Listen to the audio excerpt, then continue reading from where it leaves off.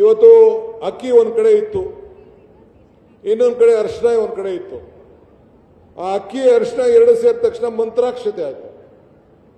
ಹೆಣ್ಣು ಒಂದು ಕಡೆ ಇತ್ತು, ಗಂಡು ಒಂದು ಕಡೆ ಇರ್ತದೆ. ಅವೆರಡು ಸೇರಿದ ತಕ್ಷಣ ವಧುವರರಾಗ್ತಾರೆ. ಹಂಗೆ ಇವತ್ತು ನಿಮ್ಮ ಭಕ್ತಿ ಭಗವಂತನಿಗೆ ಯಾವುದಾದ್ರು ಒಂದು ಜಾಗದಲ್ಲಿ ನಿಮ್ಮ ಕಷ್ಟ ಸುಖಗಳನ್ನು ಪ್ರಾರ್ಥನೆಯನ್ನು ಮಾಡಿಕೊಳ್ಳಿಕ್ಕೆ, ನಿಮ್ಮಲ್ಲಿ ಸಂತೋಷವನ್ನು ಹಂಚಿಕೊಳ್ಳಿಕ್ಕೆ, ನಿಮ್ಮ ದುಃಖವನ್ನು ಹಂಚಿಕೊಳ್ಳಿಕ್ಕೆ, ಇಲ್ಲ ಮನೆ ಒಳಗಡೆ ಇರುವಂಥ ಸಣ್ಣ ಗುಡಿ ಆಗಿರ್ಬೋದು, ಈ ದೇವಸ್ಥಾನ ಆಗಿರ್ಬೋದು, ಇಲ್ಲಿ ಬಂದು ಪ್ರಾರ್ಥನೆಯನ್ನು ಮಾಡಲಿಕ್ಕೆ ಇವತ್ತು ನಾವೆಲ್ಲ ಸೇರಿ ಒಂದು ಜಾಗಗಳನ್ನು ಹುಡುಕೊಳ್ತಾ ಇದ್ದೇವೆ. ಕೆಲವು ಬಹಳ ದೂರ ದೂರ ನಾವು ಹೋಗ್ತೇವೆ. ಕೊನೆಗೆ ನಮಗೆ ನೆಮ್ಮದಿ ಬೇಕು, ಪ್ರಾರ್ಥನೆ ಬೇಕು ಅಂತೇಳಿ ಬಹಳ ದೂರದಲ್ಲಿ ನಾವು ಹೋಗ್ತೇವೆ. ಇವತ್ತು ಮನಸ್ಸಿಗೆ ಹಸುವ ಇದು ಮನಸ್ಸಿಗೆ ಏನಾದ್ರು ಒಂದು ದುಃಖ ಆದಾಗ, ಸಂತೋಷ ಆದಾಗ ಇನ್ನೇನು ಜಾಗ ನಮಗೆ ಎಲ್ಲಿ ನಮಗೆ ನಂಬಿಕೆ ಇರ್ತದೋ ಆ ಜಾಗಕ್ಕೆ ನಾವು ಹೋಗ್ತೇವೆ. ಇವತ್ತು ತಮ್ಮ ನಾನು ಕೇಳ್ಕೊಳ್ಳೋದು ಇಷ್ಟೇ, ದೇವರು ವರನೂ ಕೊಡೋದಿಲ್ಲ, ಶಾಪನೂ ಕೊಡೋದಿಲ್ಲ, ಅವಕಾಶ ಮಾತ್ರ ಕೊಡ್ತಾನೆ. ಆದರೆ ನಿಮಗೆ ಕೊಡುವಂಥ ಒಂದು ಅವಕಾಶದಲ್ಲಿ ನೀವೇನು ಮಾಡ್ತೀರಿ ಅಂತ ಬಹಳ ಮುಖ್ಯ. ಇವರು ಹಿರಿಯರು ಹೇಳಿದ್ದಾರೆ, ಮನೆ ಹುಷಾರು ಮಠ ಹುಷಾರು ಅಂತೇಳಿ. ನಮ್ಮ ಮನೆಗಳನ್ನು ನಾವು ಯಾವ ರೀತಿ ಕಾಪಾಡ್ತೀವೋ ಹಂಗೆ ನಮ್ಮ ಮಠಗಳನ್ನು ಕೂಡ ನಾವು ಕಾಪಾಡಬೇಕು. ನಮ್ಮ ದೇವಸ್ಥಾನಗಳನ್ನು ಹೋದ ತಕ್ಷಣ ನಾವು ಯಾಕೆ ಈ ಒಂದು ಮಂಗಳಾರತಿಗೆ ಒಂದು 10 ರೂಪಾಯಿ 50 ರೂಪಾಯಿ 100 ರೂಪಾಯಿ ಯಾಕೆ ಹಾಕ್ತೀವಿ? ನಮ್ಮಲ್ಲಿರೋ ಏನು ಶಕ್ತಿಯನ್ನ ಇನ್ನು 100 ಜನಕ್ಕೆ ಅವಕಾಶ ಸಿಕ್ಲಿ ಅಂತ ನಮ್ಗೆ ಆಸೆ ಬಹಳ ದೊಡ್ಡದಿದೆ. ಪ್ರತಿಯೊಬ್ಬ ಮನುಷ್ಯನಿಗೆ ಜೋಬಿಗೆ 100 ರೂಪಾಯಿ ಸಿಕ್ಕರೆ ಸಾಕು.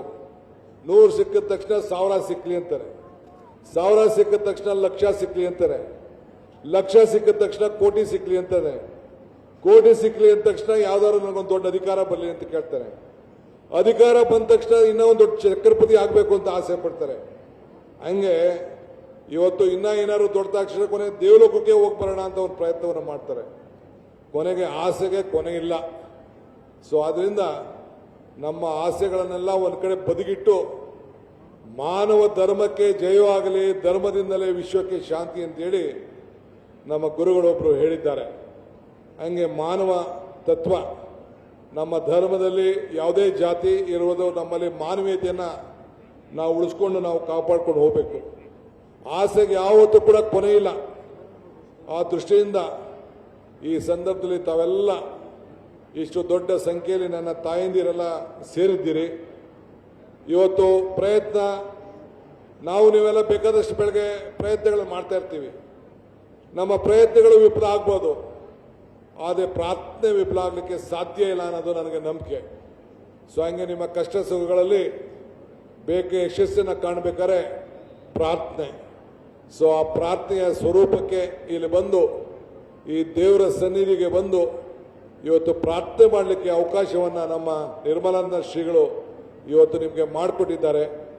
ಈ ಎಲ್ಲ ಭಕ್ತಾದಿಗಳ ಪರವಾಗಿ ಇಂಥ ದೊಡ್ಡ ಭವ್ಯವಾದಂಥ ಈ ದೇವಸ್ಥಾನವನ್ನು ಕಟ್ಟಿ ವಿಘ್ನಕ್ಕೆ ವಿನಾಯಕ, ವಿಘ್ನಕ್ಕೆ ವಿನಾಯಕ, ಎಲ್ಲ ವಿಘ್ನ ನಿವಾರಣೆ ಮಾಡೋಂಥ ನಾಯಕ ವಿನಾಯಕ, ಅವನ ದೇವಸ್ಥಾನ, ನಮ್ಮ ಸೇವೆಗೆ ಪ್ರತೀಕ ಆಂಜನೇಯ ದೇವಸ್ಥಾನ ಮತ್ತು ಆ ತಾಯಿ ಶಕ್ತಿ ದೇವತೆ ನೆಮ್ಮದಿಗೋಸ್ಕರ ಎಲ್ಲರೂ ಕೂಡ ಇವತ್ತು ಶಕ್ತಿಯನ್ನು ಸಿಗಲಿ.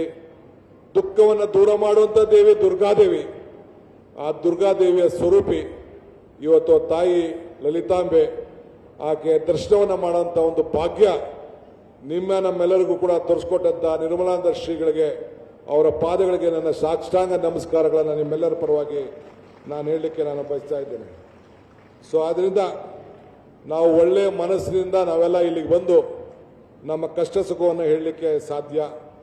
ಶ್ರವಣ, ಕೀರ್ತನೆ, ಸ್ಮರಣೆ, ಪಾದ ಸೇವೆ, ಅರ್ಚನೆ, ವಂದನೆ, ಶರಣಗಾತಿ ಮುಖ್ಯ ಮತ್ತು ಆತ್ಮನಿವೇದನೆ ಇವೆಲ್ಲ ಕೂಡ ದೇವಸ್ಥಾನಗಳಲ್ಲಿ ನಾವು ಬಂದು ನಾವು ಮಾಡ್ತಾ ಇದ್ದೇವೆ. ಇವತ್ತು BGS ಅಂತ ನಾವು ಕರಿತೇವೆ, ಬಾಲಗಂಗಾಧರ ಸ್ವಾಮೀಜಿ ಅಂತ. ಅದಕ್ಕೆ ಮತ್ತೊಂದು ಹೆಸರು ಅಂದರೆ B ಅಂದರೆ ಭಕ್ತಿ, J ಅಂದರೆ ಜ್ಞಾನ, S ಅಂದರೆ ಸಂಗಮ. ಭಕ್ತಿಯ ಜ್ಞಾನದ ಸಂಗಮ ಇದು ಅಂತೇಳಿ ನಾನು ಭಾವಿಸ್ಕೊಂಡಿದ್ದೇನೆ. ಏಕೆಂದರೆ ನಾನು ಶ್ರೀಗಳು ಅಲ್ಲಿ ಉಜ್ಜಯಿನಲ್ಲಿ ಹೋಗಿ ಕಾಲಭೈಶ್ವರನ ದೇವಸ್ಥಾನನ ಅಲ್ಲಿ ಪ್ರಾರ್ಥನೆ ಅಲ್ಲಿ ಜೀರ್ಣೋದ್ಧಾರ ಮಾಡಿದ್ದಾರೆ. ನೀವು ಎಷ್ಟು ಜನ ಹೋಗಿದ್ರು ಅಲ್ಲಿ ಹೋಗಿ ನೀವು ನೋಡಬೇಕು. ಆ ದೇವಿಗೆ ಎಷ್ಟು ನಾವು ಅಲ್ಲಿ ಲಿಕ್ಕರ್ ತಗೋತದೆ, ಅಂದರೆ ಲಿಕ್ಕರ್ ವೈನೋ ವಿಸ್ಕಿನೋ ತಗೋತಾ ಇರ್ತದೆ. ನೀವು ಎಷ್ಟು ಹಾಕಿದ್ರು ಅದು ಎಲ್ಲಿಗೆ ಹೋಯ್ತು ಅಂತ ಗೊತ್ತಾಗೋದಿಲ್ಲ. ಆ ದೇವಿಯ ಸ್ವರೂಪ ಎಷ್ಟಿದೆ ಅಂತ ಅಲ್ಲಿ ನಮ್ಮ ದೊಡ್ಡ ಸ್ವಾಮಿಗಳು ಹೋಗಿ ಜೀರ್ಣೋದ್ಧಾರವನ್ನು ಮಾಡಿದ್ದಾರೆ.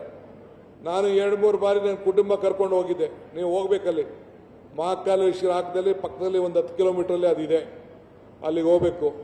ಮೊನ್ನೆ ಅಮೇರಿಕಕ್ಕೆ ಹೋಗಿದ್ದೆ, ನ್ಯೂ ಜೆರ್ಸಿಲೂ ದೇವಸ್ಥಾನ ಮಾಡ್ತಾ ಇದ್ದಾರೆ. ಬಹಳ ಚೆನ್ನಾಗಿ ಅಲ್ಲೂ ಕೂಡ ಜಾಗವನ್ನು ತೆಗೆದುಕೊಂಡು ನ್ಯೂ ಜೆರ್ಸಿಲಿ ದೇವಸ್ಥಾನ ಮಾಡ್ತಾ ಇದ್ದಾರೆ. ಆ ಜಾಗ ಕೊಡಿಸೋರಿಗೆ ಕರೆಸಿ ಮೊನ್ನೆ ತಾನೇ ನಾನು ಸನ್ಮಾನ ಕೂಡ ನಾನು ಮಾಡಿಸಿದೆ, ನಮ್ಮ ಬಾಬು ಕಿಲಾರಿ ಬಾಬು ಅವ್ರಿಗೆ.